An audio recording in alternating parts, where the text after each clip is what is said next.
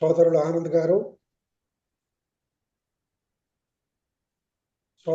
గారు, ఈనాటి వక్త సోదరి ఆచార్య ఆర్ రాజేశ్వరమ్మ గారు,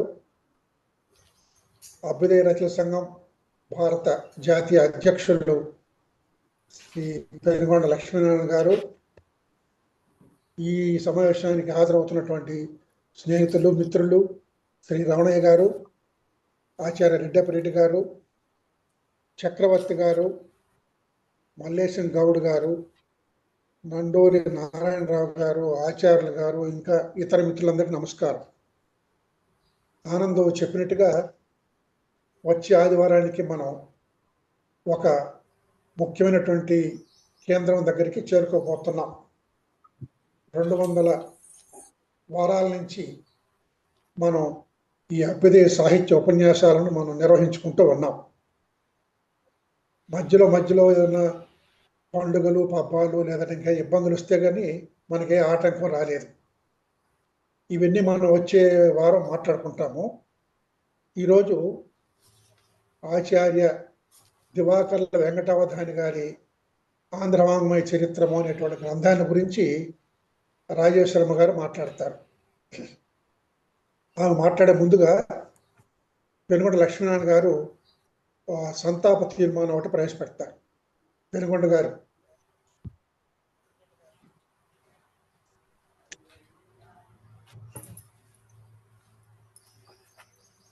పెనుగొండ గారు, మీరు మ్యూట్ లో ఉన్నారండి. పెనుగొండ గారు. హలో, సంతాప తీర్మానం ప్రవేశపెట్టండి. మీరు మిత్రులారా, ఇటీవల కాలంలో మన ఆదివారం సమావేశం జరిగిన తర్వాత గుంటూరులో మోదుగుల పాపిరెడ్డి గారు అనే భాషాభిమాని, సోషలిస్ట్ ఉద్యమ కార్యకర్త ఏప్రిల్ 6వ తేదీన మృతి చెందారు.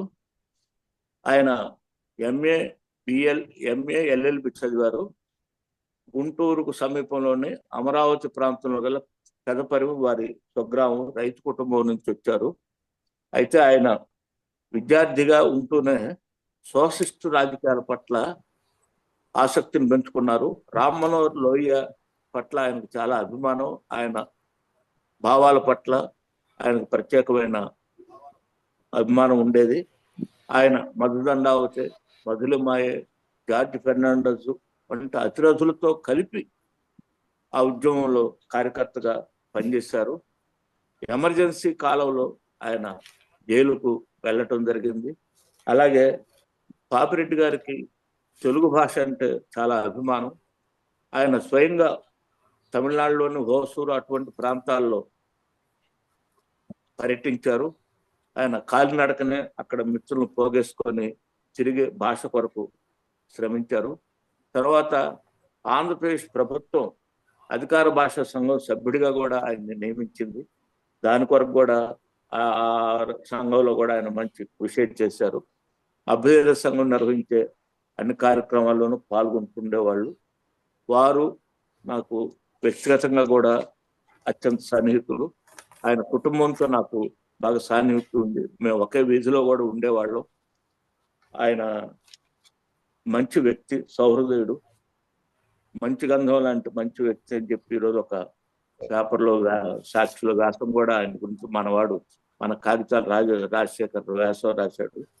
సరే, ఆయన పరంపరంలో ప్రపంచ తెలుగు మహాసభలు జరిగినప్పుడు కూడా ఆయన ముఖ్య కార్యకర్తగా ఉన్నారు. ఆ సభలకు నన్ను కూడా ఆహ్వానించారు. నేను కూడా వెళ్ళటం జరిగింది. ఏదేమైనా కూడా 88 ఏళ్ల వయసులో చివరి వరకు ఒకే భావజాలంతో ఉండి ఆయన మృతి చెందాడు. ఆయన సోషలిస్ట్ పాపిరెడ్డిగానే అందరికీ గుర్తు. ఆయన కుమారుడు, ఆయన కుటుంబం మొత్తం నాకు అత్యంత సన్నిహితుడు. ఒక వాసు పెద్దవాడు, వేణు రెండోవాడు. వేణు నర్సరాపేట పార్లమెంట్ సభ్యుడిగా ఎన్నికయ్యారు. గుంటూరు 2వ అసెంబ్లీ నియోజకవర్గం నుంచి శాసనసభ్యుడిగా ఎన్నికయ్యారు. ఆయన కుమార్తె దాక్షాయని భర్త ఇప్పుడు ఆళ్ల అయోధ్య రామరెడ్డి రాజ్యసభ సభ్యుడిగా వ్యవహరిస్తున్నారు.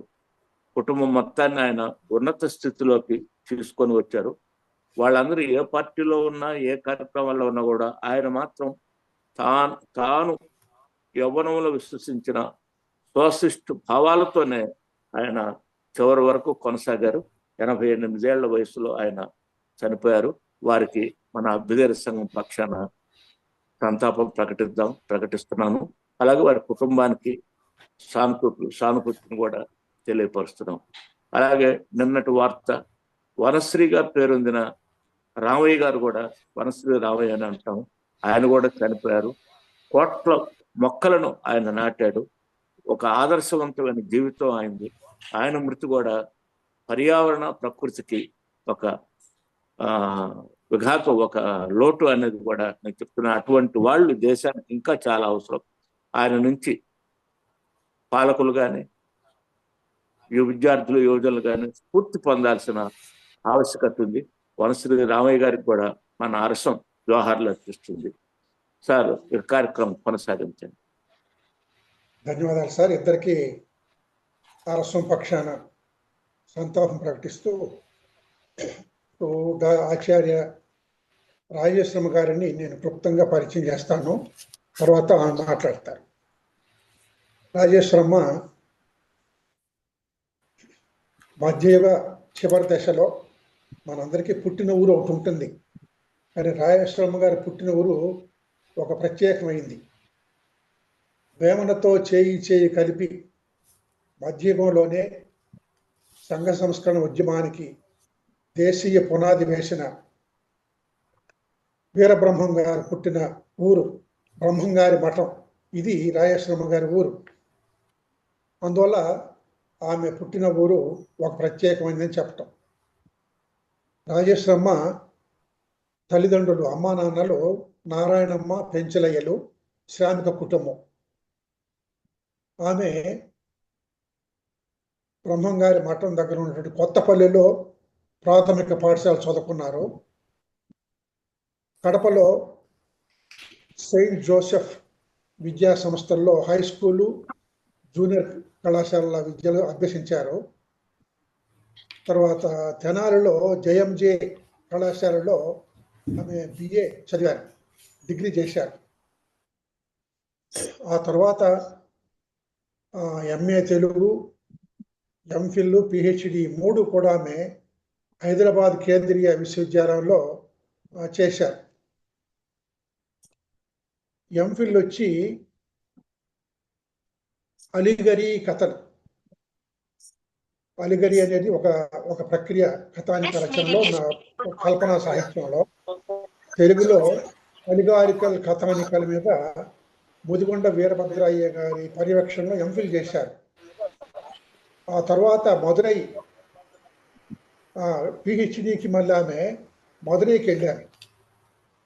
మదురైలో గిరిప్రకాష్ పర్యవేక్షణలో కడప జిల్లా కథానిక సాహిత్యం మీద పరిశోధన చేశారు. ఆ తర్వాత కడపలోను, రాయచోటిలోను ప్రభుత్వ డిగ్రీ కళాశాలల్లో కొన్ని రోజులు తెలుగు అధ్యాపకులుగా పనిచేసి 2009లో శ్రీ వెంకటేశ్వర విశ్వవిద్యాలయం తెలుగు అధ్యయన శాఖలో వచ్చి చేరారు. అప్పటి నుంచి ఆమె అక్కడ ఇప్పుడు ఆచార్యులుగా ఉంటున్నారు. ఇప్పుడు ఏకోపాధ్యాయ పాఠశాలని మనం ప్రాథమిక పాఠశాలలు చూసాం. విశ్వవిద్యాలయాలు కూడా ఇప్పుడు ఏకోపాధ్యాయ పాఠశాలలు అయిపోయినాయి. ఇప్పుడు శ్రీ వెంకటేశ్వర విశ్వవిద్యాలయంలో ఒకప్పుడు 18 మంది 16 మంది అధ్యాపకులు ఉండేవారు. ఇప్పుడు రాజేశ్వరమ్మ గారు ఒకరే రెగ్యులర్ అధ్యాపకులు అక్కడ. ఇది మనం సాధించిన ప్రగతి ఇన్నేళ్లలో. రాజేశ్వరమ్మ గారు పర్యవేక్షణలో 10 మంది పిహెచ్డీలు చేశారు, ఇప్పుడు 7 మంది చేస్తున్నారు. ఆమె అనేక జాతీయ, అంతర్జాతీయ సదస్సులలో పత్ర సమర్పణ చేశారు. ఆమె ఈ తెలుగులో అలిగారికల్ కథానికలు అనే పుస్తకాన్ని ప్రచురించారు. తర్వాత వ్యాసరాజిక, రాజేశ్వరమ్మ పేరు వచ్చేటట్టుగా ఆమె రాసిన వ్యాసాలను వ్యాసరాజిక అని ఒక సంపుటం ప్రచురించారు. శ్రీ వెంకటేశ్వర విశ్వవిద్యాలయంలో జరిగిన పరిశోధనల వివరాలను, ఒక్కొక్క థీసిస్ ఎవరు చేశారు, పర్యవేక్షకులు ఎవరు, ఆ థీసిస్లో ఏముంది అని ఒక సూచిక తయారు చేశారు రాజేశ్వరమ్మ గారు, వారి గురువు గిరిప్రకాష్ ఇద్దరు కలిసి పరిశీలించారన్నమాట. ఇవి ఆమె పరిశోధనలు. ఇవి కాక ఆమె ఒక 6 జాతీయ సదస్సులు నిర్వహించారు. 42 జాతీయ సదస్సుల్లో పాల్గొన్నారు, కొత్త సమర్పణ చేశారు. 9 గెస్ట్ లెక్చర్స్ కూడా ఇచ్చారు ఆమె. తెలుగు శాఖ శ్రీ వెంకటేశ్వర విశ్వవిద్యాలయంలో నిరంతరము ఆమె పని ఎక్కువ, సమయం తక్కువ కాబట్టి చాలా బిజీగా ఉంటారు. ఈరోజు మన కోరికను మన్నించి ప్రసంగం చేస్తున్నందుకు ఆమెకు నేను స్వాగతం పలుకుతున్నాను. దివాకర్ల వెంకటావధాని గారు మనం ఇప్పుడు దాకా చెప్పుకున్నటువంటి సాహిత్య చరిత్రలన్నీ ఒక రకము, కొన్ని పూర్వ పరిశోధకుల ఫలితాలను ఆశ్రయించి రాయబడినటువంటి సాహిత్య చరిత్రలు కొన్ని ఉన్నాయి.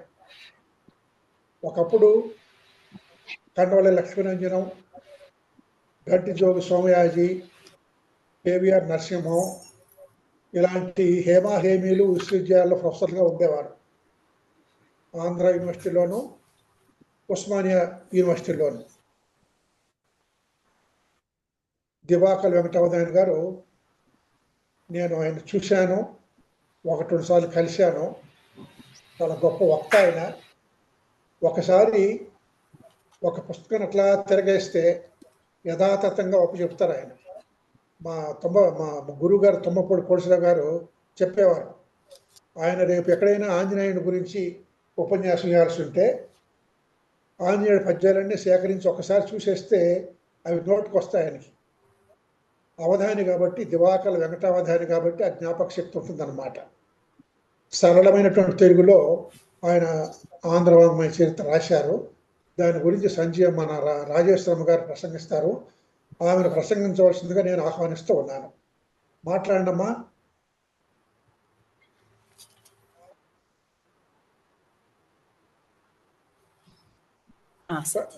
సరస్వతికి నమస్కారం. సార్, ఈరోజు అరసం నిర్వహిస్తున్నటువంటి 199వ అంతర్జాల సదస్సుకు అధ్యక్షత వహిస్తున్నటువంటి ప్రముఖ విమర్శకులు, కవులు, సాహితీకారులైనటువంటి ఆచార్య రాచపాలెం చంద్రశేఖర రెడ్డి సార్ గారికి నా నమస్సులు. అరసం కార్యక్రమాలు దాదాపుగా 200కు పైగా నిర్విఘ్నంగా సాగిస్తూ ఉన్నటువంటి ఆచార్య పెద్దలు, అరసం అధ్యక్షులు, కార్యదర్శులైనటువంటి వాళ్ళు ఆనందన్ సార్ గారికి, పెనుగొండ లక్ష్మీనారాయణ సార్ గారికి నా నమస్సులు. అదే మాదిరిగా ఈ సదస్సులో ప్రత్యక్షంగా వీక్షిస్తున్నటువంటి పెద్దలు రెడ్డప్పరెడ్డి గారికి, చక్రవర్తి గారికి, ఎంతో మంది పాల్గొంటున్నటువంటి కవులు, కళాకారులు, విమర్శకులు, ఆచార్యులు, పరిశోధక విద్యార్థులు అందరికీ కూడా నా నమస్సులు. ఈరోజు నేను పరిచయం చేయబడేటటువంటి అంశము ఆచార్య దివాకర్ల వెంకటావధాని గారి ఆంధ్ర వాంగ్మయ చరిత్రము. ఈ సాహిత్య చరిత్రలో భాగంగా ఈ వాంగ్మయ చరిత్రను పరిచయం చేసుకోవడానికంటే ముందుగా దివాకర్ల వెంకటావధాని గారి యొక్క జీవిత విశేషాలను, సాహిత్య కృషిని కొంత పరిచయం చేసుకోవాల్సినటువంటి అవసరత ఎంతైనా ఉంది. ఆ తర్వాత నాకు కేటాయించినటువంటి, నన్ను ఉపన్యసించవలసినటువంటి ఆంధ్ర వాంగ్మయ చరిత్రలో వారి యొక్క ప్రత్యేకత ఏమిటి, ప్రక్రియాపరంగా ఈ వాంగ్మయ చరిత్రను ఎలా రాశారు, వాటిలో ఉన్నటువంటి ప్రత్యేక అంశాలను గురించి నేను పరిచయం చేస్తాను. ఆచార్య దివాకర్ల వెంకటావధాని గారి గురించి ఆచార్య జీవీఎస్ సుబ్రహ్మణ్యం గారు ఒకానొక సందర్భంలో, నీవు గురుడవు శిష్యుడా నేను తండ్రి, నీది వెలుగుల జిలుగునను నెమ్ము మీరన్ పలుకులందున నిలిపిన బాలకుండ బాటనీయది తడబడు పదము నాది అని ఆచార్య జీవి సుబ్రహ్మణ్యం గారు తన గురువు గారు అయినటువంటి దివాకర్ల వెంకటాదాని గురించి ప్రస్తుతించారు. అంతేకాదు దివాకర్ల వెంకటావదాని గారి గురించి ఇప్పుడే రాచిపాలెం సార్ గారు ఏకసంధాగ్రాహి ఆయన అవధాని కనుక ఒక్కసారి ఏ కావ్యాన్నైనా ఏ పద్యాన్నైనా ఒకసారి చూస్తే చాలు అలా గుర్తుండిపోయి పుస్తకం లేకుండానే పాఠాలు బోధించినటువంటి మహానుభావులలో ఒకరిగా కీర్తి పొందినాడు మన ఆంధ్రదేశంలో. వీరు చేసినటువంటి కృషికి గాను కవిభూషణ, కళాప్రపూర్ణ, విద్యాసనాద వంటి బిరుదులను పొందినటువంటి సాహితీ ఉపన్యాసకులు దివాకర్ల గారు. అంతేకాకుండా ప్రతిభావంతుడు ప్రతి చోట ప్రకాశిస్తాడు, సహృదయుడు సర్వత్రా గౌరవింపబడతాడు, మంచి మనసున్నవాడు ప్రతి చోట మన్ననలను అందుకుంటాడు. ఈ గుణాలన్నీ మూర్తిభవించినటువంటి సౌజన్యమూర్తి దివాకర్ల వెంకటావదాని అని కొంతమంది సాహితీవేత్తలు ఆయన యొక్క వ్యక్తిత్వాన్ని గురించి ప్రశంసించారు. అయితే దివాకర్ల గారి బాల్య విశేషాలకు సంబంధించినటువంటి అంశాలను మనం పరిచయం చేయదలుచుకుంటే, దివాకర్ల అన్నటువంటిది వారి ఇంటి పేరు. వీరు వైదికులు, వెలనాటి వారు, కృష్ణ యజుశాఖకు చెందినటువంటి వారు. వీరిది హరితస గోత్రం. వీరి వంశానికి మూల పురుషుడుగా అంతర్వేదిని చెప్పుకుంటారు. వీరి వంశంలో సుందరరామయ్య, వేంకమాంబల కుమారులలో పెద్ద కుమారుడు దివాకర్ల వెంకటావదాని గారు, రెండవ కుమారుడు రామమూర్తి గారు. వీరు పశ్చిమ గోదావరి జిల్లా ఎండగంటి అనేటువంటి గ్రామంలో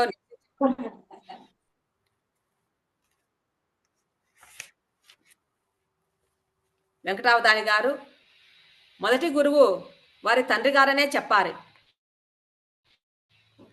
తన చిన్నాన్న దివాకర్ల తిరుపతి శాస్త్రి గారి ప్రభావము దివాకర్ల గారి పైన కనిపిస్తుంది. చిన్ననాటి నుండే తిరుపతి వెంకట కవుల అవధాన పద్యాలన్నీ కూడా కంఠస్థం చేసి తిరుపతి శాస్త్రి గారిని అనుకరిస్తూ వెంకటావధాని చదివేవారు. అప్పటి నుండి అతనికి ధారణాశక్తి అలవడింది. పువ్వు పుట్టగానే పరిమళిస్తుందన్నట్లుగా అవధాని గారు చిన్నప్పటి నుండి కూడా మంచి ప్రతిభను కనబరిచేవారు అని రామమూర్తి గారు వివరించడం జరిగింది.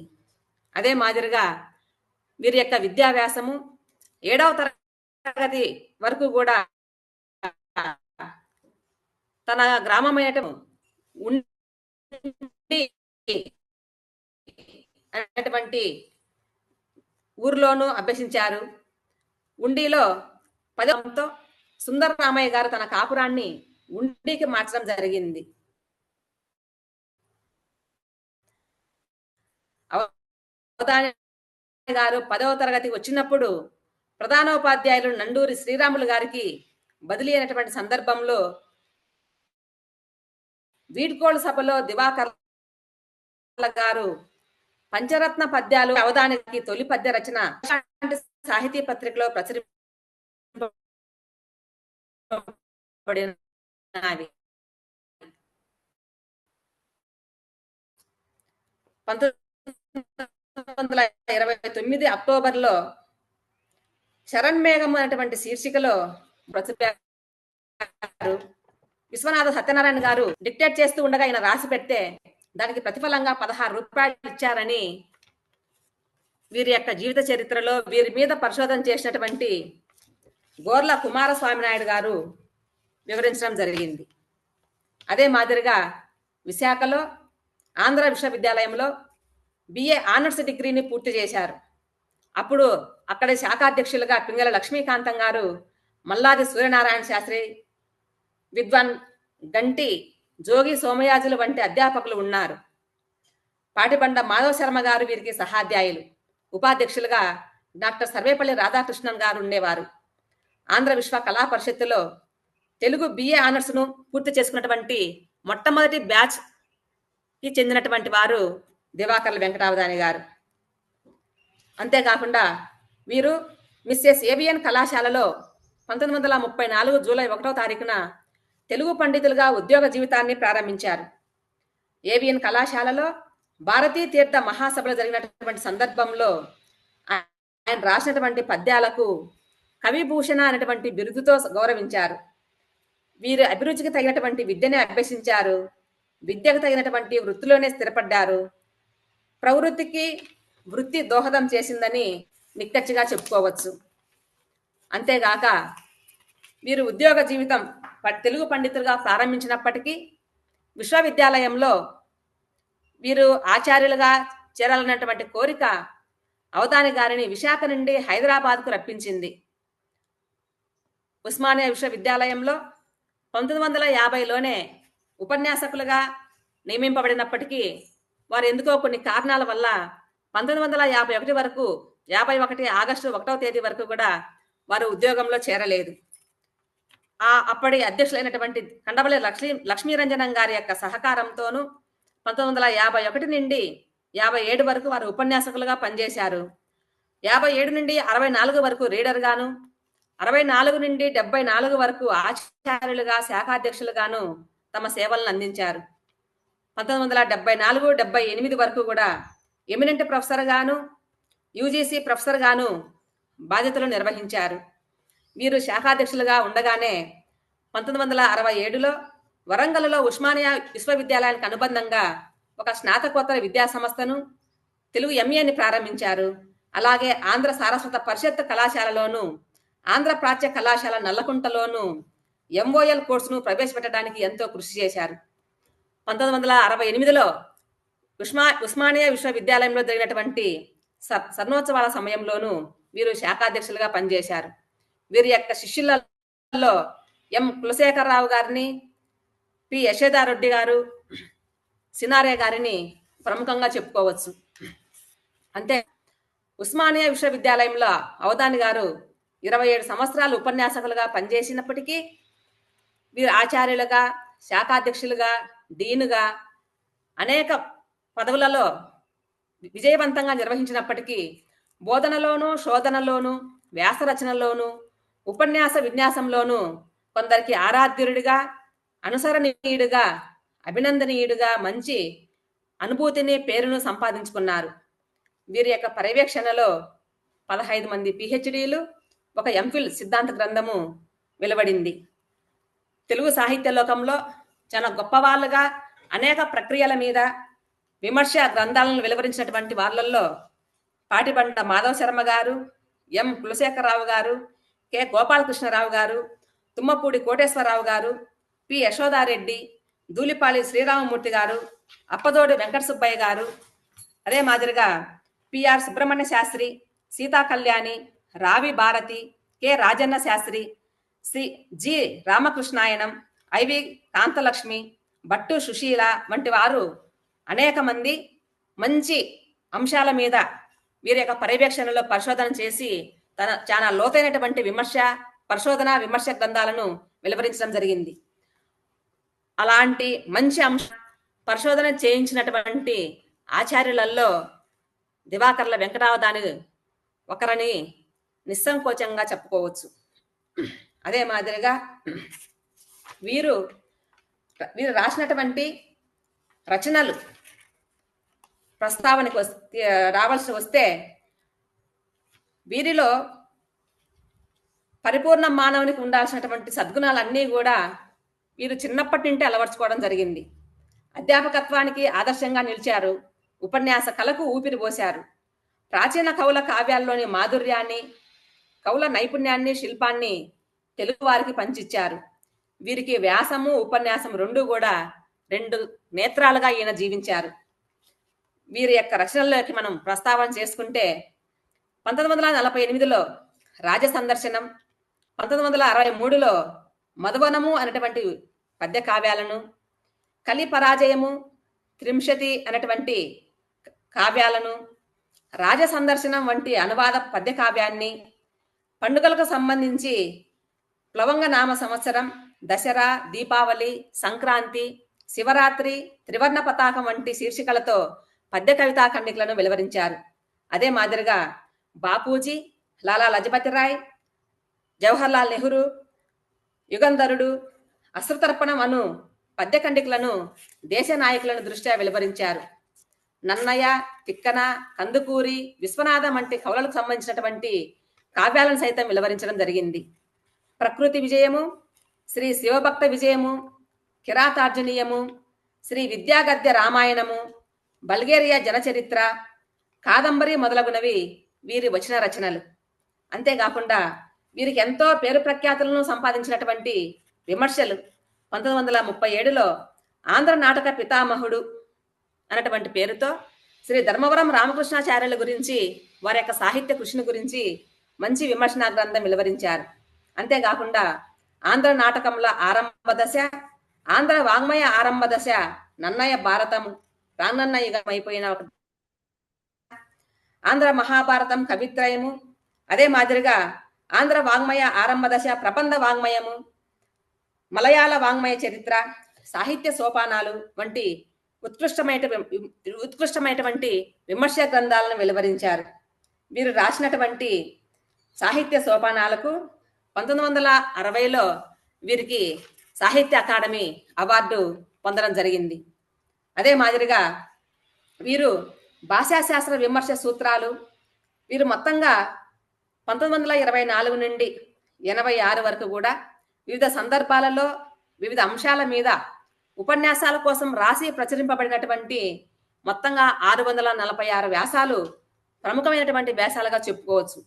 వీటిని ప్రధానంగా 9 రకాలుగా విభాగం చేసుకుంటే వాటిలో సాహిత్య వ్యాసాలు, సంస్కృత సాహిత్య వ్యాసాలు, చందో వ్యాసాలు, అలంకార శాస్త్రాలు, భాషాశాస్త్ర సంబంధ వ్యాసాలు, అనువాద వ్యాసాలు, చారిత్రక వ్యాసాలు, సాంఘిక సాంస్కృతిక అంశాల మీద రాసినటువంటి వ్యాసాలు, ఆంగ్ల భాషా వ్యాసాలు అనేటువంటివి 9 రకాలుగా విభాగం చేసుకొని విపులంగా అధ్యయనం చేయడానికి చాలా లోతైనటువంటి అంశాలను మనకు తెలుగు సాహిత్య లోకానికి అందించినటువంటి ఘనత దివాకర్ల వెంకటావధాని గారికి. దివాకర్ల వెంకటావధాని గారి యొక్క కృషి ఇన్ని రంగాలలో ఇంత విస్తృతంగా మనకు అందించినటువంటి మహానుభావులుగా మనకు చెప్పుకోవచ్చు. అంతేకాకుండా వీరు రాసినటువంటి ఆంధ్ర వాంగ్మయ చరిత్రం 1958లో మొదటి ముద్రణ సంతరించుకునింది. అప్పటి నుండి 2000 సంవత్సరం వరకు కూడా 14 ముద్రణలు ఇది పునర్ముద్రించబడింది. ఈ విభజన అంటే ఒక గ్రంథము, ఒక సాహిత్య చరిత్ర గ్రంథము ఇన్ని ముద్రణలు పొందింది అంటే ఆ గ్రంథానికి తెలుగు సాహిత్య లోకంలోను విద్యార్థి లోకంలోను ఎంతటి ప్రాచుర్యం పొందిందో మనం అర్థం చేసుకోవచ్చు. అయితే ఈ తెలుగు వాంగ్మయ చరిత్ర అనేటువంటి ఈ గ్రంథాన్ని పరిచయం చేయడానికి ముందుగా ఆయన తన ప్రవేశికలో ఈ విధంగా చెప్పాడు. ఈ అంటే తను ఉస్మానియా విశ్వవిద్యాలయంలో ఆచార్యులుగా చేరిన తర్వాత ఆంధ్ర సారస్వత హైదరాబాద్ నందు ఉన్నటువంటి ఆంధ్ర సారస్వత పరిషత్తు వారి పరీక్షలకు ఆంధ్ర వాంగ్మయ చరిత్ర అనేటువంటిది ఒక పాఠ్యాంశ గ్రంథంగా ఉన్నింది. ఈ విషయానికి సంబంధించి విద్యార్థులకు ఉపయోగపడేటట్లుగాను ఒక సమగ్ర గ్రంథం అనేటువంటిది ఆనాటికి సరిగా అందుబాటులో లేకపోవడం కారణంగా విద్యార్థులను దృష్టిలో ఉంచుకొని కొన్ని పోటీ పరీక్షలను దృష్టిలో ఉంచుకొని వాళ్ళకు సులభమైనటువంటి రీతిలో అనేక అంశీకృతం చేసుకొని ఈ ఆంధ్ర వాంగ్మయ చరిత్ర అనే గ్రంథాన్ని నేను రాయడానికి పూనుకున్నాను అనేటువంటి విషయాన్ని ఆయన ముందు మాటలో చెప్పడం జరిగింది. అదే మాదిరిగా వీరు ఇందాకే అధ్యక్షుల గారు వాంగ్మయ చరిత్రలు, సాహిత్య చరిత్రలు అన్నీ కూడా ఒక్కొక్క రచయిత, ఒక్కొక్క కవి వివిధ నేపథ్యాలతో తమ యొక్క యుగ విభజనను లేదా సాహిత్య చరిత్రను వెలువరించడం జరిగింది అని చెప్పుకుంటూ అది కవులను బట్టి, రాజ పోషకులను బట్టి, కాలాన్ని బట్టి, రాజకీయ నేపథ్యాన్ని బట్టి అనేక రకాల కారణాలతో రాసినప్పటికీ ఈయన తన ముందు మాటలో తనే స్వయంగా చెప్పుకున్నారు, నేను ప్రక్రియా వైవిధ్యాన్ని దృష్టిలో పెట్టుకొని ప్రక్రియాపరంగా నేను ఈ ఆంధ్ర వాంగ్మయ చరిత్రను రాయడానికి పూనుకున్నాను అని అయింది. అయితే ఈ ప్రక్రియాపరంగా వివరించినటువంటి ఈ ఆంధ్ర వాంగ్మయ చరిత్రలో మొదట ఆయన ప్రవేశిక పక్కన పెట్టుకుంటే ముందుగా ఈ యుగ చరిత్రను, తెలుగు సాహిత్యాన్ని ప్రాంగణ యుగము, భాషాంతరీకరణము, కావ్య యుగము, ప్రబంధ యుగము, దక్షిణాంధ్ర యుగము, ఆధునిక యుగము అని 7 ముఖ్యంగా 6 రకాలుగా విభాగం చేసుకున్నారు. ఆ తర్వాత మనకు సాహిత్యంలో వచ్చినటువంటి ప్రక్రియల పరంగా శతకాలు, జానపద గేయ వాంగ్మయము, నాటకములు, నవలలు, కథానికలు, జీవిత చరిత్ర, స్వీయ చరిత్ర, వ్యాసములు, విమర్శలు, పరిశోధనలు అనేటువంటి ఈ ప్రక్రియాపరమైనటువంటి వైవిధ్యాన్ని దృష్టిలో పెట్టుకొని ఈ కాలంలో ఈ ప్రక్రియాపరంగా ఎవరెవరు ఏ ఏ కవులు ఎటువంటి రచనలు వెలువరించినారు, ఆ రచనల్లో ఉన్నటువంటి పరమార్థం ఏమిటి, ఆ రచనల యొక్క ప్రత్యేకత ఏమిటి, వాటిని ఏ విధంగా సులభంగా విద్యార్థులు అర్థం చేసుకోవచ్చు అన్నటువంటి నేపథ్యంతో విద్యార్థులను, పీజీ విద్యార్థులను దృష్టిలో పెట్టుకొని అనేకమైనటువంటి విమర్శన దృక్కోణంతోనూ చాలా లోతైనటువంటి అంశాలను చాలా సూటిగా, స్పష్టంగా, సరళంగా ఒకసారి చదవంగానే అర్థమయ్యేటట్టు రీతిగా ఈ వాంగ్మయ చరిత్రను ఈయన రాశారు. ఇందులో భాగంగా మనకి వీరు రాసినటువంటి సాహిత్య సోపానాలు అనేటువంటి అలంకార శాస్త్ర గ్రంథాన్ని కూడా మనం గమనించినట్లయితే మిగిలిన కొంతమంది తెలుగు సాహిత్యంలో రాసినటువంటి అలంకార శాస్త్ర గ్రంథాలను మనం పోల్చి చూసినప్పుడు వాళ్ళు వాడినటువంటి పదజాలం కంటే కూడా దివాకర్ల వెంకటావధాని గారు రాసినటువంటి సాహిత్య సోపానాలు ఎంతో సులభంగాను, ఎంతో అర్థవంతంగాను, చాలా స్పష్టంగాను పీజీ విద్యార్థులకు ఎంత అవసరమో ఆ అవసరాన్ని దృష్టిలో పెట్టుకొని చాలా లోతైనటువంటి అంశాలను కావ్యము, కవి నిర్వచనం దగ్గర నుండి దశరూపకాల వరకు కూడా చాలా నిక్కచ్చిగా స్పష్టంగా వివరించినటువంటి ప్రతిభ వీరి యొక్క రచనలో మనకు అనువనువ. అదే మాదిరిగా వీరు ఈ వాంగ్మయ చరిత్రలో భాగంగా సాహిత్యానికి తేడా ఎలా ఉంటుందో అదే మాదిరిగా శాస్త్ర కావ్యానికి ఉన్నటువంటి వ్యత్యాసాన్ని గురించి చాలా చక్కగా వివరించినారు. ఎందుకంటే శాస్త్ర కావ్యము అనేటువంటి అంశానికి అది జ్ఞాన ప్రధానమని, బుద్ధిని రంజింపజేస్తుంది అని, అంతేకాకుండా అవి కాలాన్ని బట్టి శాస్త్రాలు మారుతూ ఉంటాయని ఒక శాస్త్రీయమైనటువంటి అవగాహనను సూటిగా పిల్లలకి వివరించారు. అదే మాదిరిగా కావ్యము అనేటువంటిది ఈ లక్షణాలకు కొంత భిన్నంగా ఉంటుందని, ఇది రసప్రధానంగాను హృదయమును రంజింపజేసేటటువంటి తత్వం కలిగి ఉంటుందని, ఇది కాలాన్ని బట్టి మారకోకుండా స్థిరంగాను ఉంటుందని చాలా స్పష్టంగా కొన్ని అంశాల నేపథ్యంతో వివరించడం జరిగింది. అంతేకాకుండా రచనా సౌలభ్యం కొరకు వాంగ్మయ చరిత్రను కొన్ని యుగాలుగా విభజించారు. ఆ విభజనలన్నీ కూడా అనేక మంది కవులకు, సాహిత్యకారులకు అవి మార్గదర్శకులుగా ఉన్నాయి అని చెప్పుకుంటూ కందుకూరు రాసినటువంటి ఆంధ్ర కవుల చరిత్ర ప్రాచీన, మధ్యయుగ, ఆధునిక కవులు అని 3 రకాలుగా విభాగం చేసుకొని ఆయన కవుల చరిత్రను రాస్తే, అదే మాదిరిగా రాజవంశాలను బట్టి వాంగ్మయ యుగాలను విభజించినటువంటి తీరు మనకు అది చాళుక్య యుగం నుండి రెడ్డి రాజులు, విజయనగర సామ్రాజ్యం, నాయక రాజులు, ఆంగ్లేయులు ఇలా చెప్పుకుంటూ పోతే మనకు ప్రజాయుగం వరకు కూడా కొన్ని యుగాలుగా విభజించి ఆ కాలంలో వచ్చినటువంటి, ఆ యుగంలో వచ్చినటువంటి సాహిత్యాన్ని పరిచయం చేసినటువంటి తీరు మనకు సాహిత్య చరిత్రను మనం గమనించినట్లయితే తెలియవస్తుంది. అదే మాదిరిగా కావ్య ప్రక్రియలను బట్టి యుగ విభాగం చేసినటువంటి అతి తక్కువ మంది చరిత్రకారుల్లో లేదా పరిశోధకులలో వెంకటావధాని గారి యొక్క వాంగ్మయ చరిత్ర చాలా ప్రత్యేకతను కలిగి ఉందని నిస్సంకోచంగా మనం చెప్పుకోవచ్చు. ఇందులో భాగంగా మొదటిది ప్రాంగణ యుగం. ఈ ప్రాంగణ యుగంలో పాలీ భాష అంటే ప్రాంగణ యుగము క్రీస్తు పూర్వం 1 నింటో అంత ముందు నింటో ఎప్పటి నుంటో ప్రారంభమైందో మనకు తెలియదు. కానీ 11వ శతాబ్దం వరకు, నన్న యుగం వరకు కూడా మనం ఈ కాలాన్ని దాదాపుగా 1000 సంవత్సరాలకు పైచిలకు కాలాన్ని మనకు ప్రాంగణ యుగం అని చరిత్రకారులు, సాహితీవేత్తలు మనం పేరు పెట్టుకొని ఆ నేపథ్యంలో వచ్చినటువంటి సాహిత్యాన్ని మనం పరిశీలన చేస్తున్నాం. ఇందులో చాలా శోభపత్తికంగా దీనికి ప్రాంగణ యుగము అని ఎందుకు అనాలి, అనడానికి గల ఉద్దేశం ఏమిటి అనేటువంటి అంశాలను చాలా చక్కగా వివరించారు. ఇందులో పాలీ భాష పైశాచిక ప్రాకృతం ఉన్నటువంటి తెలుగు పదాలను బట్టి తెలుగు భాష సుస్థిరమైనటువంటి రూపాన్ని ధరించిందని, ఒక ప్రత్యేకంగా పరిణామం పొందడానికి మొదలవ్వడం అనేటువంటిది ఎప్పుడో ప్రాకృతము పాలీ భాష మాట్లాడుతున్నటువంటి అంటే బౌద్ధ మతం ప్రాచుర్యంలో ఉన్నటువంటి కాలం నుండే ఉండిందన్నటువంటి విషయము ఈయన చాలా చక్కగా ఆవిష్కరించినారు.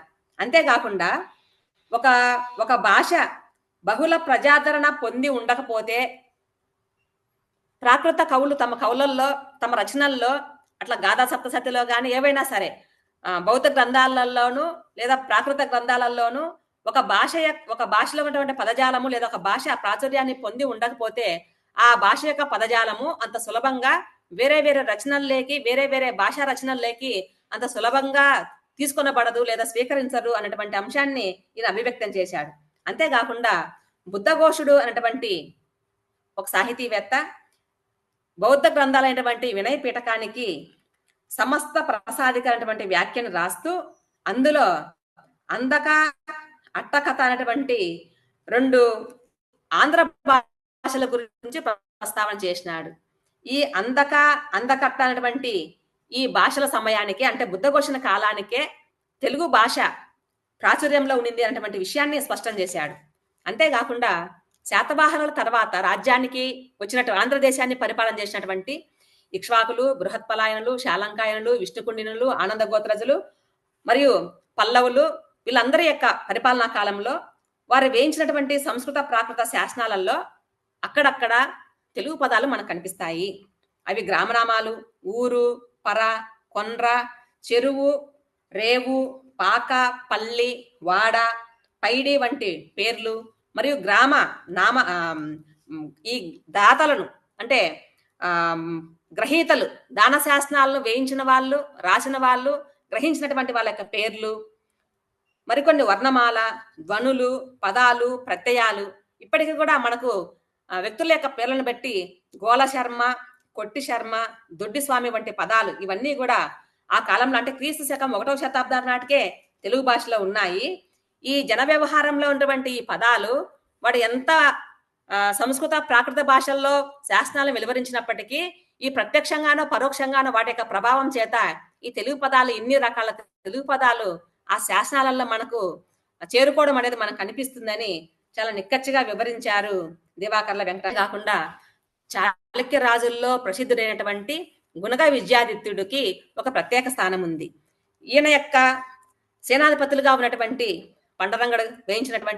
పాండురంగడు లేదా పండరంగడు వేయించినటువంటి అద్దంకి శాసనం, ధర్మవరం శాసనంలోను, ఇద్దమల్లిని బెజవాడ శాసనంలోను ఈ అన్ని శాసనాలలోనూ తెలుగు భాషా పదాలు మనకు స్పష్టంగా తెలుస్తాయి. అంతేకాకుండా నన్నెచోడుడు 12వ శతాబ్దానికి చెందినటువంటి నన్నెచోడ కవి, శివకవికి యుగానికంటే ముందుగా ఉన్నటువంటి నన్నెచోడ కవి తన యొక్క కుమార సంభవం అవతారికలో మును మార్గ కవిత లోకమ్మున వెలయగా దేశ కవిత పుట్టించి తెలుగున నిలిపి ఆంధ్ర విషయమున జన చాళుక్యరాజు మొదలుగా పలువురని తనకంటే ముందు నన్నెచోడుని కంటే ముందు తెలుగున కవిత్వం ఉండేదని దానికి దేశీ కవిత అనేటువంటి పేరు పెట్టినారు అని దీన్ని ఈ చాళుక్య రాజు అనేటువంటి గుణగ విద్యాదిత్యుడు నిలిపినాడు అనేటువంటి విషయాన్ని మనం అర్థం చేసుకోవచ్చు. అంటే 9-10 శతాబ్దాల్లోని శాసనాలలో సంస్కృత వృత్తాలు ఏమీ లేకపోవడంతో దేశీ పద్యాలు కూడా మనకు అక్కడక్కడ కనిపిస్తాయి అనేటువంటి విషయాన్ని చాలా స్పష్టంగా వివరించారు. అంతేకాకుండా క్రీస్తు శకం 11వ శతాబ్దంలో రచింపబడిన చందోగంధమైనటువంటి యాపరుంగలం అనేటువంటి గ్రంథంలో వాంఛియార్ అనేటువంటి ఆయన ఆ రచయిత యాపరుంగలం అనేటువంటి గ్రంథాన్ని రాసినటువంటి వ్యక్తిగా వాంఛియార్ని పేర్కొంటున్నారు. ఈ వాంఛియారే బహుశా మల్లియ రేచన అయి ఉంటాడు అనేది కొంతమంది పండితుల యొక్క అభిప్రాయం. అయితే ఇందులో ఆ వాంఛియార్ రాసినటువంటి యాపరుంగలమైనటువంటి రచనల్లో తెలుగు చందో గ్రంథాన్ని గురించి ప్రస్తావన చేసినాడు. అప్పటికే తెలుగు చందో గ్రంథం వెలువడి ఉండడం అనేది ఆ తెలుగు భాష యొక్క చందోబద్ధ రచన విరివిగానే ప్రాచుర్యంలో ఉండింది అన్నటువంటి విషయము ఈ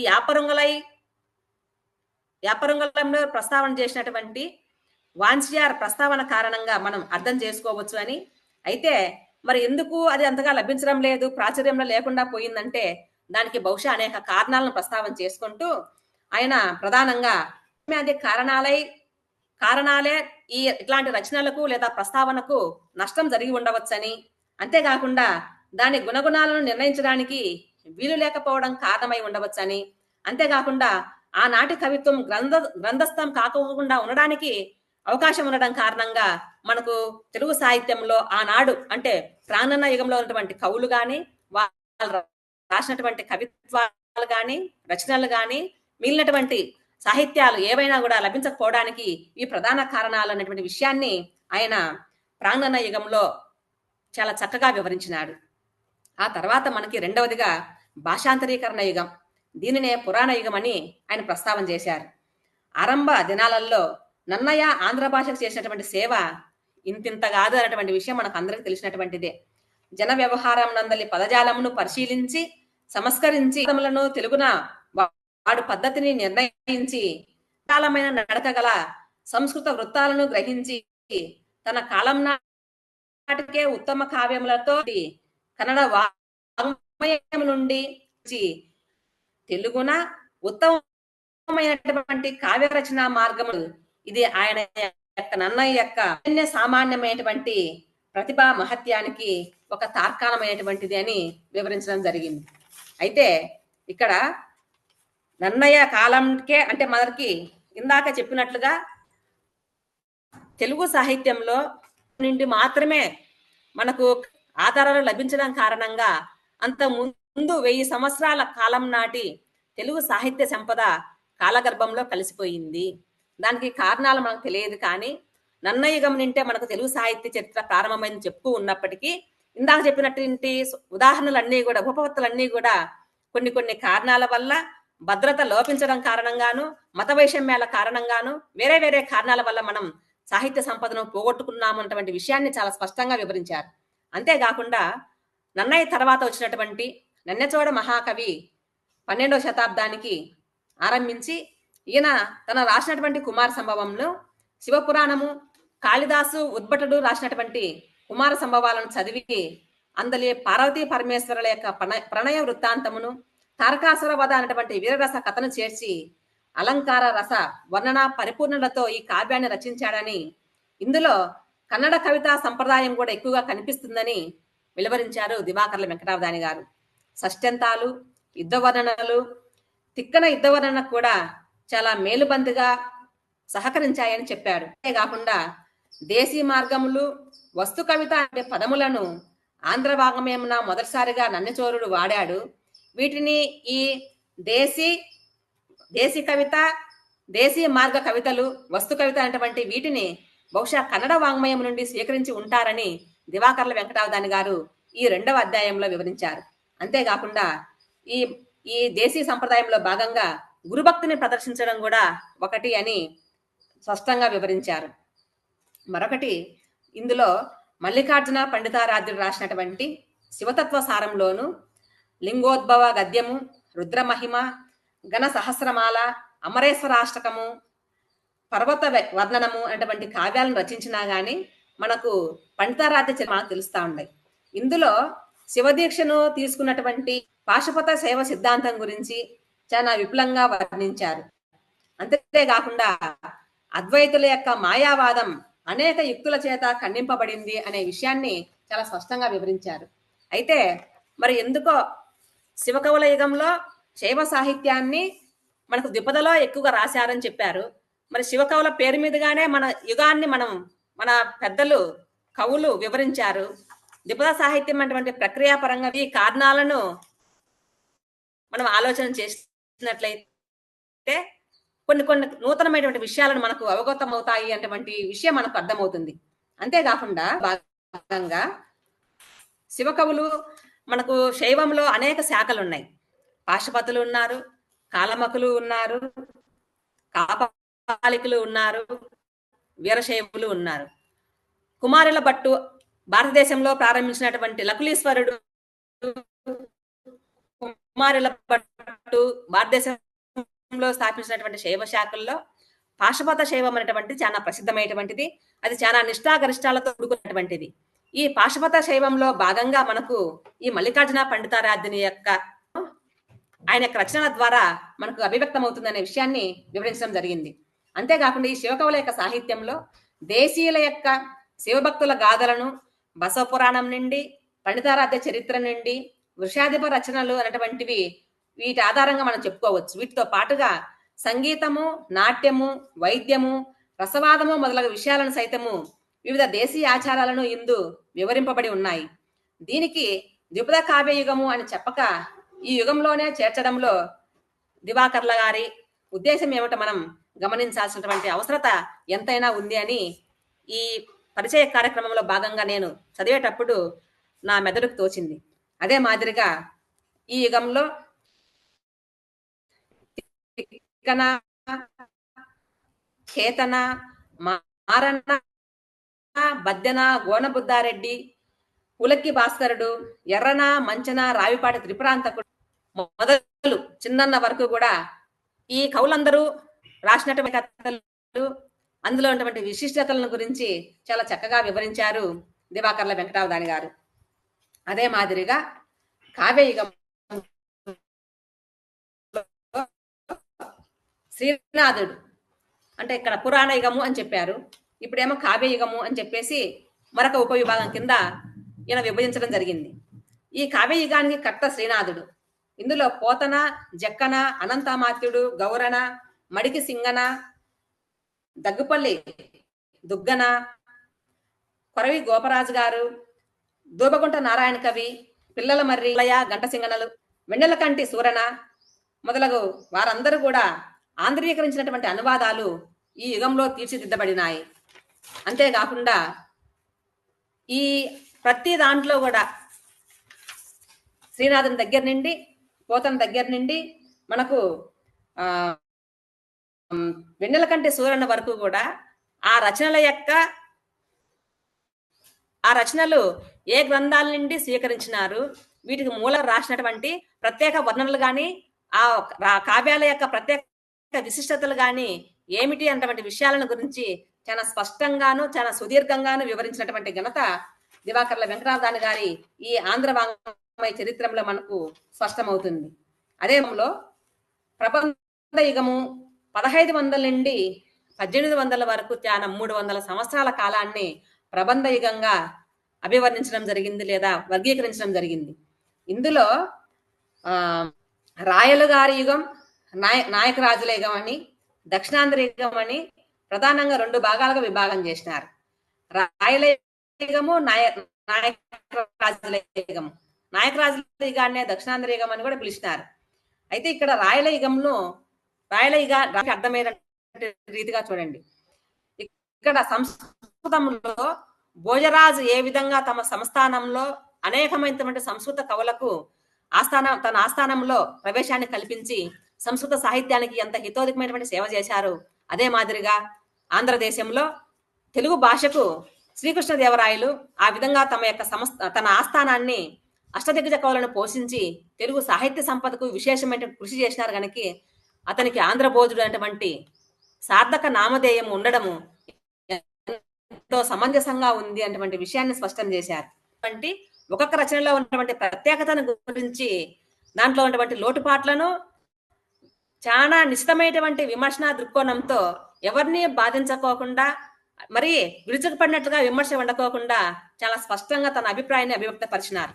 ఉదాహరణకి ఒక ఆముక్తమాల మనం గమనించినట్లయితే ఇందులో ప్రసక్తంగా విష్ణు పారమ్యమును ప్రదర్శించేటటువంటి ఉపాఖ్యానాలను ఇందు మనకు చేర్చి చెప్పారనేటువంటి విషయం మనకు తెలుస్తుంది.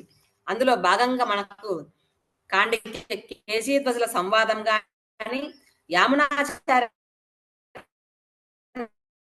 వృత్తాంతం,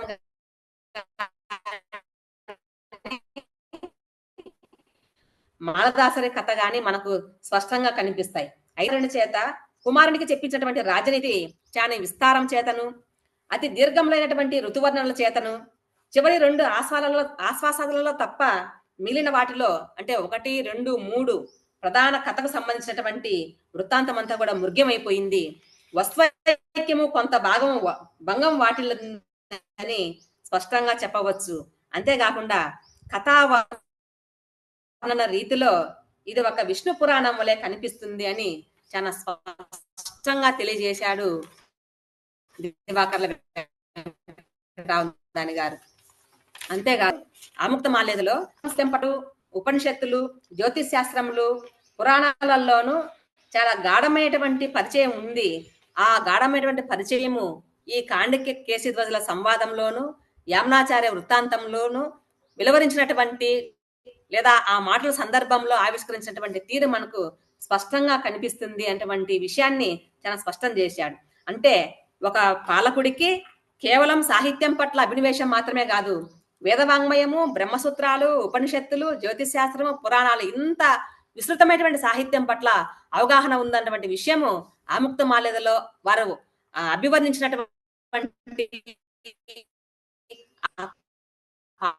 పాత్ర చిత్రీకరణ ద్వారా మనకు ఆ ఘట్టాల ద్వారా చాలా స్పష్టంగా వెంకటావధాని గారు. అంతేకాకుండా అల్లసాని పెద్దన ఆశుధార కవిత్వమునకు నేర్పరి అటువంటి విషయాన్ని పెద్దన రాసినటువంటి పద్యాల ద్వారా అభివ్యక్తీకరించారు.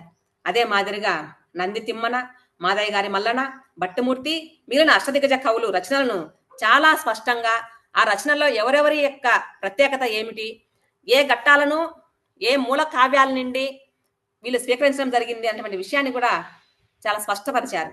అంతేకాకుండా దూర్జటి రాసినటువంటి కాళహస్తీశ్వర మహత్యానికి స్కాంద పురాణం అటువంటిది మూలమని, అందులో మానవులే కాకుండా తిర్యక్కులు కూడా శివభక్తిని ప్రదర్శించి కైవల్యాన్ని పొందడం అనేటువంటిది చాలా నిగూఢంగా స్పష్టంగా వివరించారు. అంతేకాకుండా ఈ పాండురంగ మహత్యం అనేటువంటిది మనకు ఈ మహాత్మ కావ్యాలలో ఒకటి. ఇది భైమీ నది తీరమునందలి పుండరీక క్షేత్రం యొక్క మహత్యంను వర్ణించినటువంటి కథ ఇందులో ప్రధానంగా కనిపిస్తుంది. అయితే ఈ కథ అంతా కూడా స్కాంద పురాణం నుండే తీసుకున్నారు.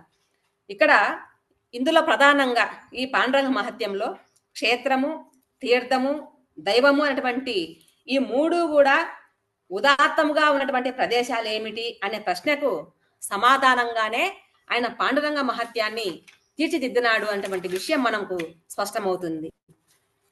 అంతేకాకుండా శంకుసాల నృసింహ కవి, మొల్ల, తాళపాక అన్నమయ్య, తిమ్మక్క, చిన్నన్న గారు, తాళపాక చిన్నన్న, కాసే సర్వప్ప కవి, అందుగుల వెంకయ్య, వెంకటాచార్యుడు, కందుకూరి రుద్రకవి అందరూ కూడా అంటే ఈ యుగంలో చరిగొండ ధర్మన వరకు కూడా, సారంగ తమ్మయ్య, మల్లారెడ్డి వరకు కూడా అంటే తెలంగాణ ప్రాంతంలోనూ తెలుగు భాషలో తెలుగులో వెలువరించినటువంటి సాహిత్య రచనలన్నింటినీ కూడా వివరించుకుంటూ వాటి యొక్క ప్రత్యేకతలు ఏమిటి అని ఈ విభాగంలో వివరించడం జరిగింది.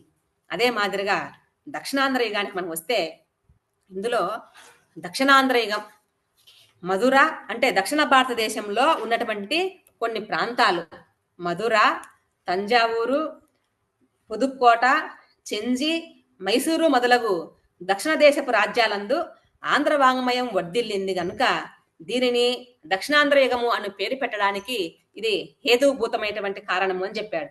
అంతేకాకుండా ఈ రాజ్యము దక్షిణ భాగాన ఉండడం చేత శత్రుభయం అంతగా లేకుండడం చేత సామంతులైనటువంటి రాష్ట్రాల నుండి వచ్చే ఆదాయంతో యథేచ్ఛగా వారు అభివృద్ధిని అనుభవించుచు సంగీత సాహిత్యాలతో కాలక్షేపం చేయుట ఆ రాజులకు అవకాశం ఏర్పడింది అని దక్షిణాంధ్ర యుగంలో ఉన్నటువంటి నాయక రాజులు కానీ తంజావూరు పుదుక్కోటలో ఉన్నటువంటి వాళ్ళు కానీ అంటే ఈ అన్ని చిన్న చిన్న రాజవంశాలు అందరూ కూడా చెంజి గాని, మైసూరు గాని, మధుర గాని ఈ రాజవంశాలు తెలుగు సాహిత్యానికి ఎందుకంత సేవ చేసినాయి, సేవ చేయడానికి గల కారణం ఏమిటి, అందుకు అనుకూలించినటువంటి వాతావరణం రాజకీయపరమైనటువంటి, మతపరమైనటువంటి, సాంఘికపరమైనటువంటి, ఆర్థికపరమైనటువంటి కారణాలు ఏమిటటువంటి విషయాన్ని చాలా స్పష్టంగా వివరించారు. అంతేకాకుండా ఈయన ఈ యుగంలో వెలువరించినటువంటి సాహిత్యాన్ని దృష్టిలో పెట్టుకొని ఈ యుగం అప్పటి కవులు భాషా విషయమున వ్యాకరణ సంప్రదాయమును సరిగా అనుకరించలేదు, జుగుప్సాకరమైనటువంటి శృంగారమును ఎక్కువగా వర్ణించారు, కవులలో ప్రతిభ క్షీణించి అనుకరణమే ప్రబలింది. అందుకే ఈ యుగంలో వెలువడినటువంటి సాహిత్యాన్ని కొంతమంది సరైనటువంటి సాహిత్యం కాదని కొన్ని విమర్శలు రావడానికి గల నేపథ్యాన్ని చాలా చక్కగా ఈయన ఉదాహరణల పూర్వకంగా లోతుగా పరిశీలన చేసి స్పష్టమైనటువంటి వివరణ ఇవ్వడం జరిగింది. అంతేకాకుండా దీనికి కూడా అనుకరణ గ్రంథాలు, కొన్ని ప్రబంధ రచనలు, అనుకరణ గ్రంథాలు, యక్షగానాలు ఇవన్నీ కూడా వివరించినప్పటికీ కూడా ఒక విధమైనటువంటి సాహిత్య పోకడ వెలువడడానికి దారితీసినటువంటి వాతావరణ పరిస్థితులే ప్రధానమైనటువంటి కారణమైనటువంటి విషయాన్ని చాలా చక్కగా ఆవిష్కరించినారు దివాకర్ల వెంకటావధాని గారు. అదే మాదిరిగా మనకి దక్షిణాంధ్ర యుగంలో ప్రధానంగా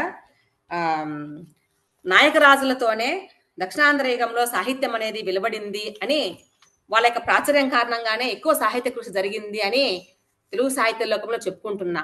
కానీ దీనికి ఒక మంచి ఉదాహరణగా ఈ విషయం అలా ఉంచితే దీనికంటే ముందుగా మనకు శ్రీకృష్ణదేవరాయల తర్వాత రాజ్యానికి వచ్చినటువంటి అచ్యుత దేవరాయలు ఆంధ్ర భాషాభిమాని ప్రతి సంవత్సరం కూడా శ్రీ వెంకటేశ్వర స్వామికి సత్కావ్య ప్రబంధ పుష్పమును సమర్పించేవాడు. అతని కూడా కవులను పోషించి వారిచే రసవంతమైనటువంటి కావ్యాలు రచింపజేసి భాషా సేవ కావించడం మొదలుపెట్టినారు.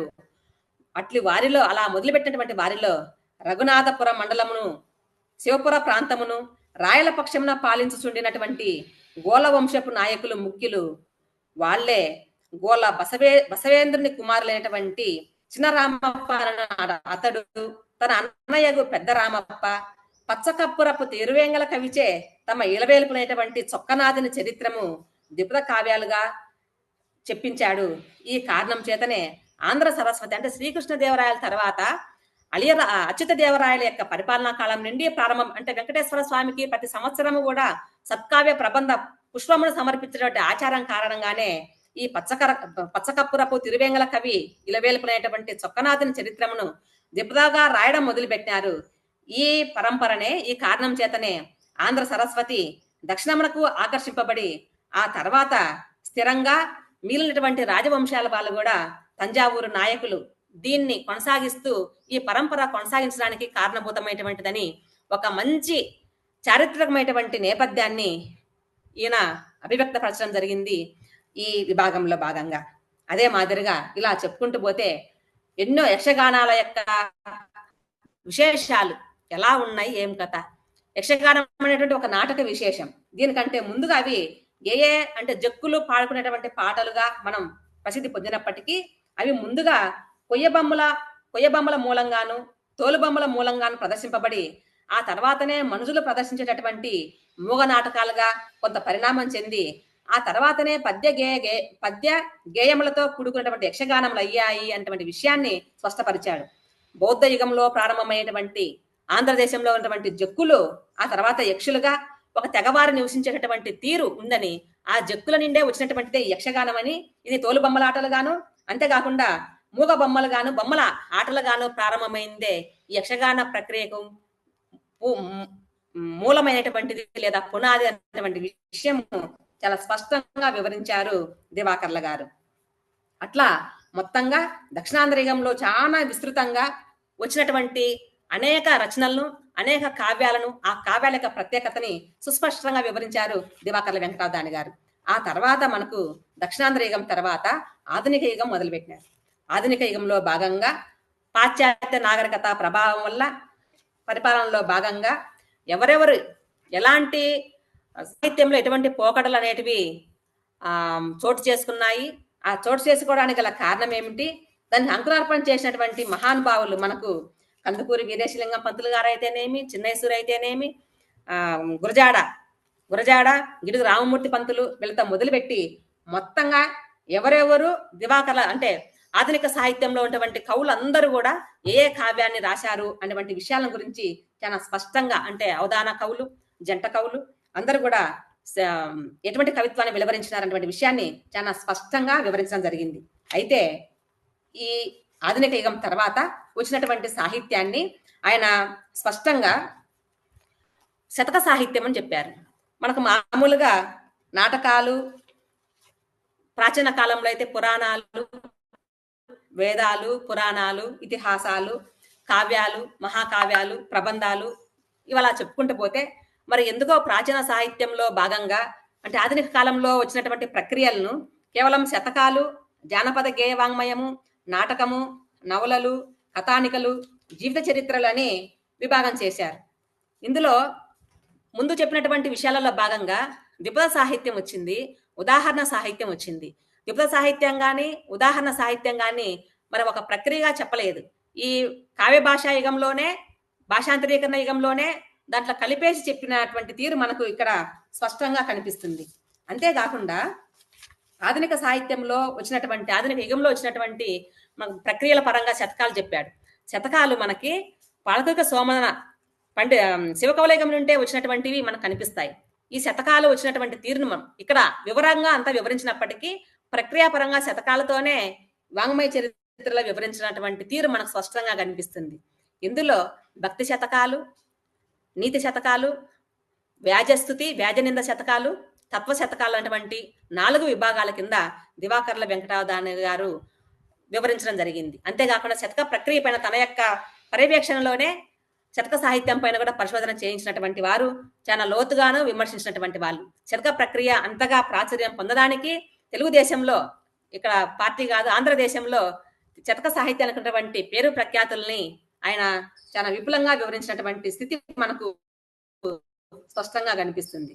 ఆ తర్వాత మనకు జానపద గేయ వాంగ్మయం.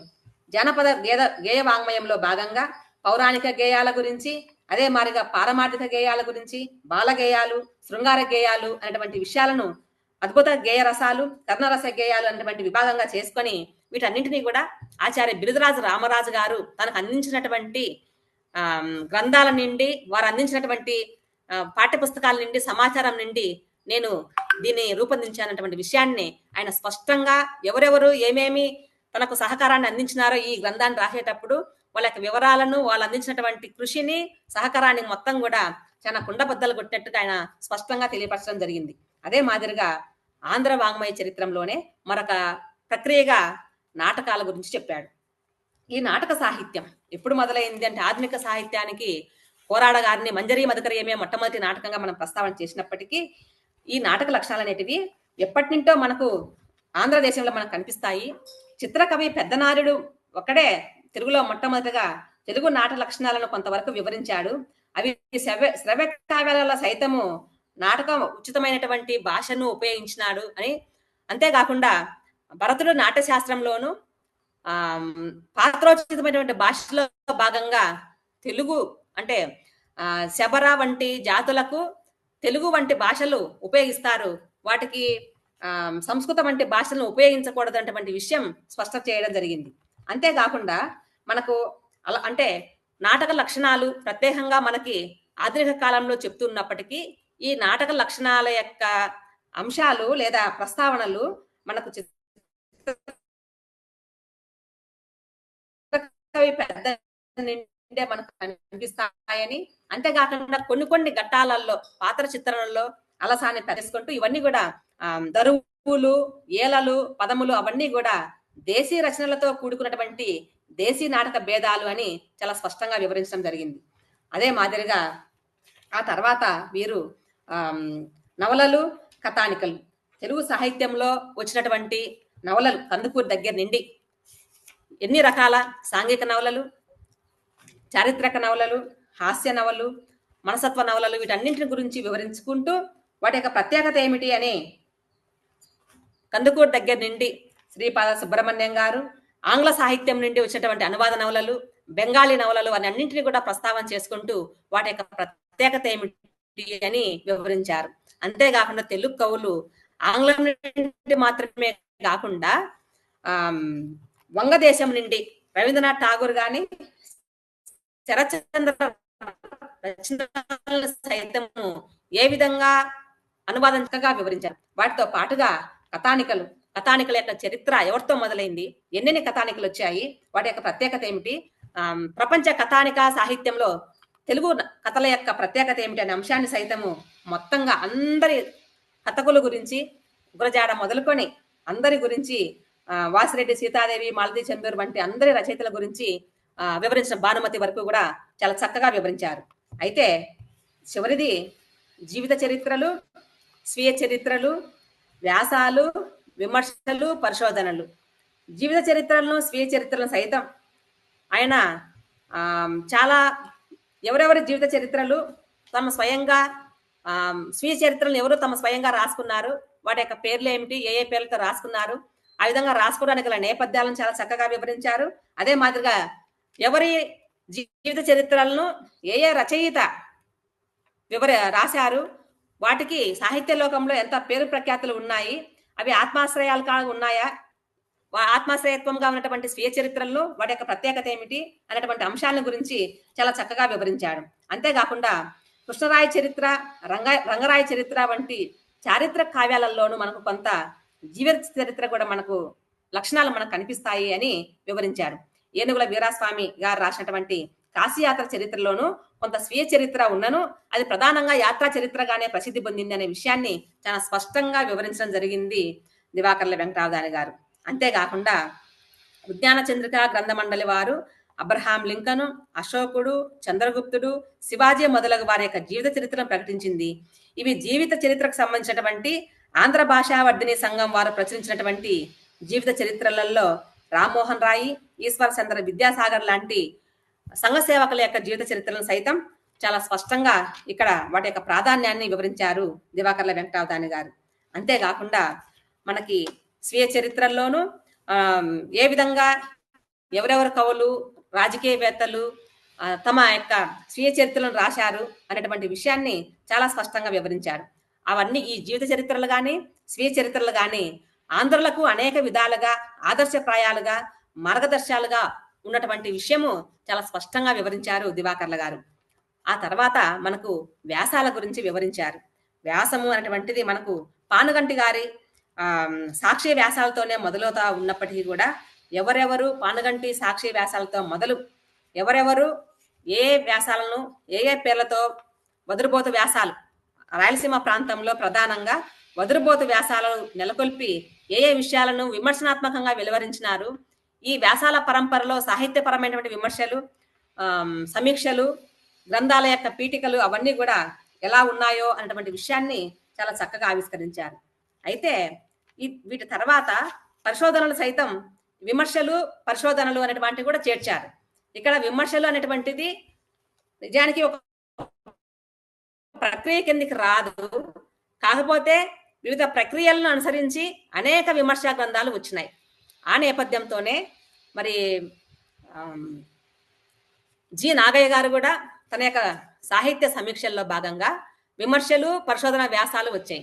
విమర్శ అనేటువంటిది ఇక్కడ పిల్లల్ని దృష్టిలో పెట్టుకొని అనేక ప్రక్రియల మీద ఎవరెవరు ఏ విమర్శా గ్రంథాలను వెలువరించారు, వాటి యొక్క ప్రత్యేకత ఏమిటి అనేటువంటి అంశాలని వెలువరించడం ఒక ఎత్తు అయితే, మరొక ఎత్తు పరిశోధనాత్మకంగా విమర్శా గ్రంథాలను ఎవరు రాశారు, ఆ పరిశోధన యొక్క తీరుతెన్నులు ఏమిటి అనేటువంటి విషయాన్ని చాలా రెండింటిని కలిపి ఆయన విమర్శలు పరిశోధనలు అనేటువంటి విభాగం కింద అన్నింటినీ కలగలిపి ఒకే విభాగం కింద ఈయన దివాకర్ల వెంకటావధాని గారు తన యొక్క ఈ ఆంధ్ర వాంగ్మయ చరిత్రలో ప్రస్తావన చేసినటువంటి కవుల గురించి మొత్తంగా అకారాది క్రమంలో 7 పేజీల వరకు 7 పుటలలో ఆ కవుల యొక్క ప్రస్తావనలు ఎక్కడెక్కడ ఏ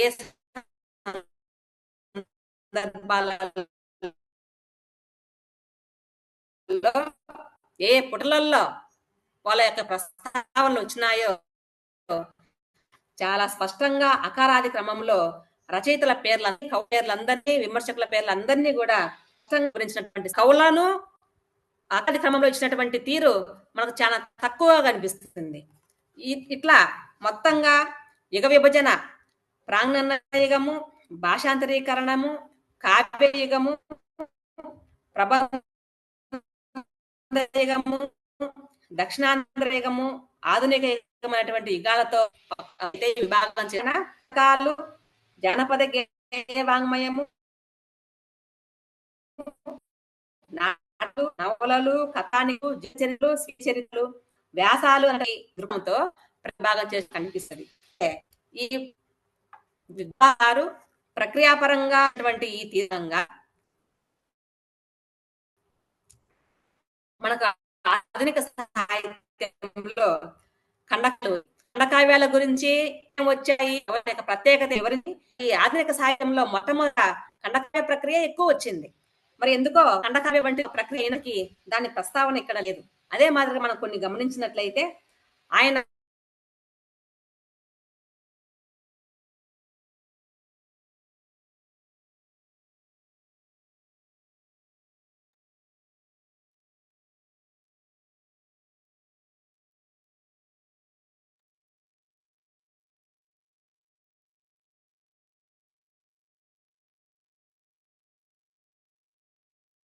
ఏమైనా నెట్ ప్రాబ్లం ఉంది ఆనంద్ గారు?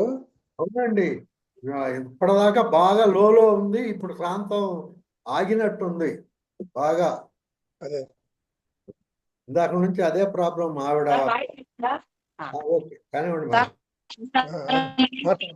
మాట్లా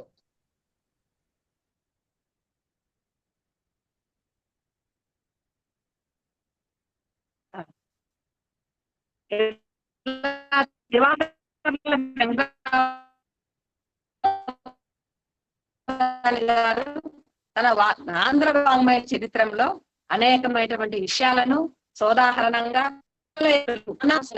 పరమార్థము మూలాలు ఏమిటి ఆ మూలాలను ప్రస్తావన చేసుకొని కవులు తమ యొక్క ప్రతిభా పాండిత్యం చేత పెంచి పోషించేంగా కొంత బాధించకరణతోనూ చాలా లోతైనటువంటి అధ్యయనం చేసి ఈ వాంగ్మయ ఆంధ్ర వాంగ్మయ చరిత్రను రచించి పిల్లలకి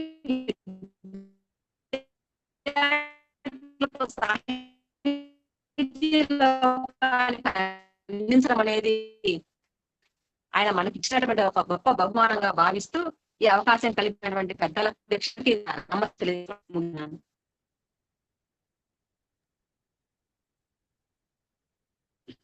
ధన్యవాదాలమ్మా. మీకు కొంత నెట్ ప్రాబ్లం ఉన్నట్టుంది, అక్కడ అప్పుడప్పుడు కొంచెం కట్ అవుతా వచ్చింది. ఆచార్య దివాకర్ల వెంకటావధాని గారి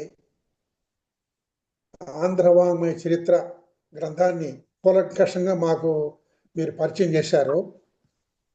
ఆ గ్రంథానికి ప్రవేశికలోనే ఆయన తన గ్రంథానికి గల పరిమితిని చెప్పుకున్నట్టుగా మీరు మాకు గుర్తు చేశారు. ఇది విద్యార్థులకు తెలుగు సాహిత్య చరిత్రను క్లుప్తంగా పరిచయం చేయడానికి చేసిన ప్రయత్నం అని దివాకర్ల వారు చాలా నిజాయితీగా చెప్పుకున్నారు అని. కాబట్టి ఈ గ్రంథము నేను చిన్నప్పుడే విన్నా. చాలా మంది ఈ పోటీ పరీక్షల్లో పాల్గొన్న వాళ్ళు, ఐఏఎస్, ఐపీఎస్, గ్రూప్ 1, గ్రూప్ 2 పరీక్షలు ప్రిపేర్ అయ్యే వాళ్ళు చాలా మంది దివాకర్ల వారి పుస్తకాన్ని చదివారు. అది వాళ్ళ రెఫరెన్స్ గ్రంథాల్లోనూ వాళ్ళ పాఠ్య గ్రంథాల్లో కూడా ఇది ఉండింది. సాహిత్య సోపానాలు ఒకటి, ఈ తెలుగు వాంగ్మయ చరిత్ర ఒకటి. అందుకోసమైన మహాపండితులయ్యుండి కూడా చాలా సులభమైనటువంటి గ్రాంధిక భాషలో ఈ గ్రంథాన్ని రాశారు. ఆయన యుగ విభజన చూస్తూ ప్రాంగణ యుగము, పురాణ యుగము, లేదా అనువాద యుగము, కావ్య యుగము, ప్రబంధ యుగము, దక్షిణాంధ్ర యుగము, ఆధునిక యుగం అని యుగ విభజన చేసి ఒక్కొక్క యుగంలో వచ్చిన సాహిత్యాన్ని ఆయన ఎలా పరిశీలించాడో మీరు మాకు బాగా పరిచయం చేశారు. అంటే ఆయన సాధారణంగా ఒక కవి జీవితాన్ని గురించి చెప్పటము, ఆయన రాసిన కావ్యానికి మూలం చెప్పటము, ఆ మూలానికి ఈ కవి చేసిన మార్పులు చేర్పులు చెప్పటము, రసాన్ని ఎలా పోషించారో ఇవన్నీ చెప్తూ వస్తారన్నమాట. ఆయన ఒక ఎస్టాబ్లిష్డ్ ఫార్మేట్ ఉంది ఆయనకి, ఒక స్థిరపడిన రూపం ఒకటి ఉంది దివాకర్ల వారి సాహిత్య విమర్శకు, పరిశోధనకు. వాటిని మీరు మాకు బాగా పరిచయం చేశారు. రాయల శ్రీకృష్ణదేవరాయల గురించి చెబుతూ రాజులకు ఎంత వైదుష్యం ఉండాలో అంత వైదుష్యం ఉన్నట్టుగా నిరూపించారు అని చెప్పేసి చెప్పారు.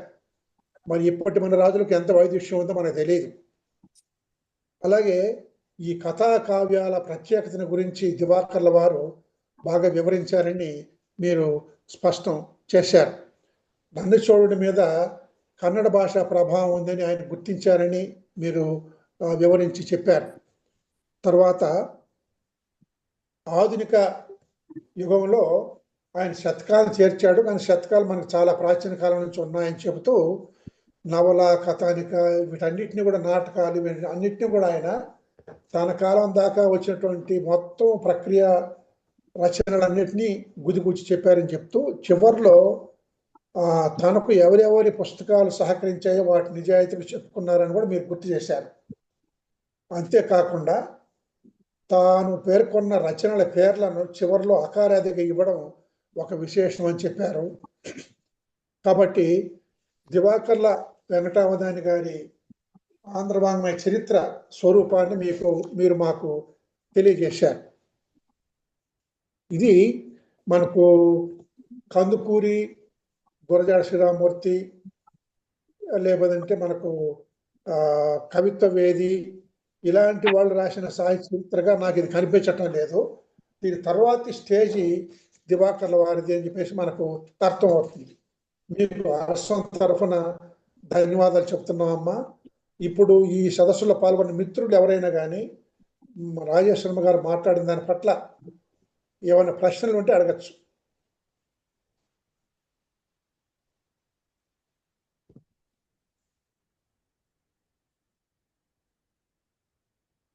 పెనుగొండ గారు ముఖాన్ని చేయి పెట్టుకొని స్టక్. ఏం లేదు బాగా మాట. హలో, వినిపిస్తుంది సార్? వినిపిస్తుంది, చెప్పండి సార్. రాజేశ్వరమ్మ గారికి ప్రత్యేకంగా ధన్యవాదాలు. ఎందుకంటే వారు గతంలో కూడా మన జూమ్ సమావేశాల్లో పాల్గొని మంచి ప్రసంగాలు చేశారు. ఈరోజు కూడా దివాకర్ల వెంకటావధాని గారు వారి మీద, వారి సాహిత్యం మీద, సాహిత్య చరిత్రకు సంబంధించిన గ్రంథం మీద మంచి ప్రసంగం చేశారు. వారికి మన అర్సం పక్షాన మరొకసారి ధన్యవాదాలు తెలియజేస్తున్నాం. వారి సహకారం ఎప్పుడు మనకు ఉంటుందని కూడా ఆశిస్తున్నాను. ఉంటుంది కూడా, తప్పనిసరిగా ఉంటుంది సార్. ధన్యవాదాలు సార్. మీరు అప్పచెప్పడం కారణంగా దివాకర్ల సాహిత్యాన్ని మొత్తంగా ఒకసారి మనం చదవడానికి అవకాశం కల్పించినారు సార్. మంచి పని చేశారు. ధన్యవాదాలు, అభినందనలు. ధన్యవాదాలు సార్.